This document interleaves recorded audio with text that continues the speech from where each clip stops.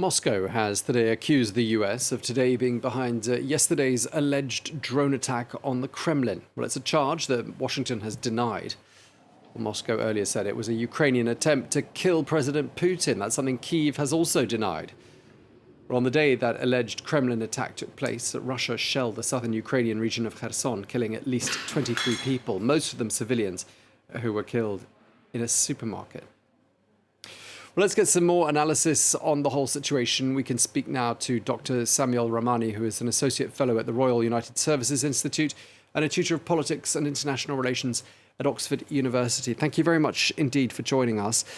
Let's begin with the drone attack, the alleged drone attack. What are your thoughts? Could this be a false flag, as some people have suggested, which Moscow could find useful for perhaps generating sentiments like outrage, fear, and patriotism? Do you buy into that theory?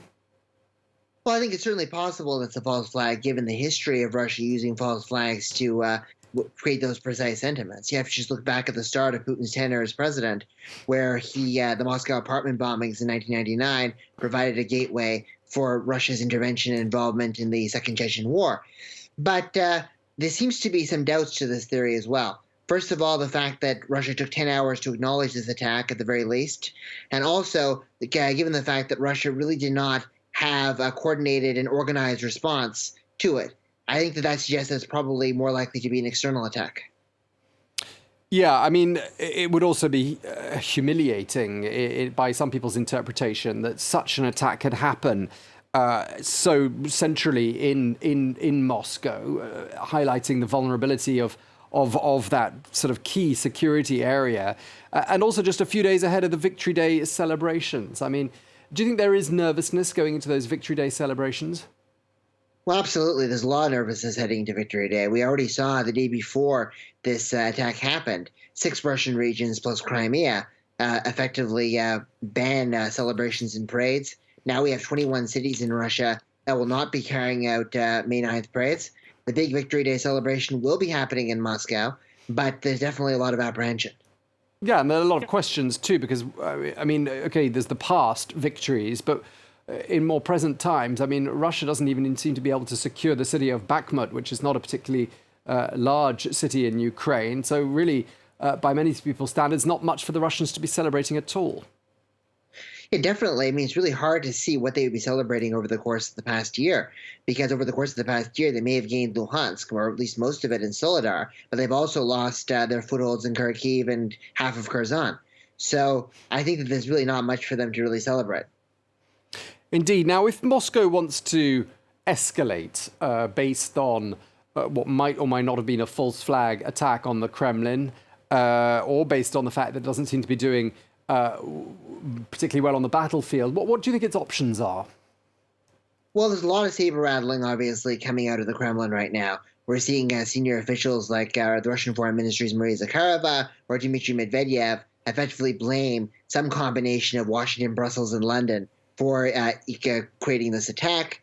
And we're also seeing this being framed as an act of Ukrainian terrorism. But in terms of practical measures that Russia can take, there's very few and far between. They're regurgitating the very familiar threat to liquidate and assassinate Zelensky, as well as targeting the SBU and the GUR and decision-making centers in the Ukrainian parliament. But those threats have been leveled during almost every single crisis we've seen, from the Moskva sinking to the Kerch Bridge attack, and they've never happened. So I'm very skeptical of those sorts of retaliation options. And one advisor, former advisor to the Kremlin, Sergei Markov, put this very aptly. Like, if we launch an attack on Kiev, we'll be cutting into our propaganda that this is a Russian city.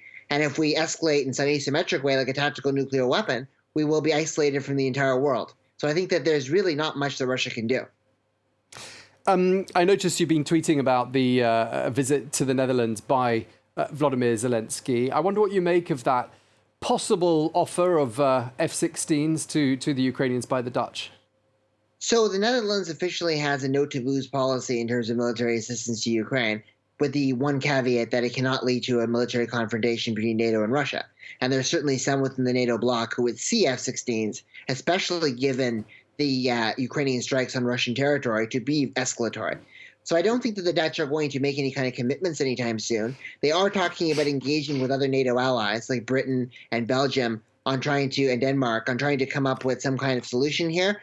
And that's a positive sign for Ukraine. But I don't think they're going to do anything unless the United States gives them a definitive go-ahead. And just lastly, where are we with the Ukrainian counter-attack, this counteroffensive? We've been talking about it for several weeks now. Do you think it's imminent?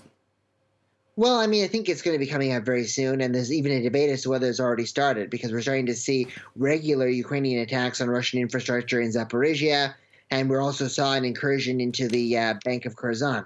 So if Ukraine actually starts this counteroffensive, it's not going to necessarily announce it. So it may have already started or it's starting imminently. That's what my perspective would be. Okay, well, thank you very much indeed for taking the time to talk to us. Dr. Samuel Ramani at Oxford University, thank you for being on France 24 once again. Pleasure. Great to be here.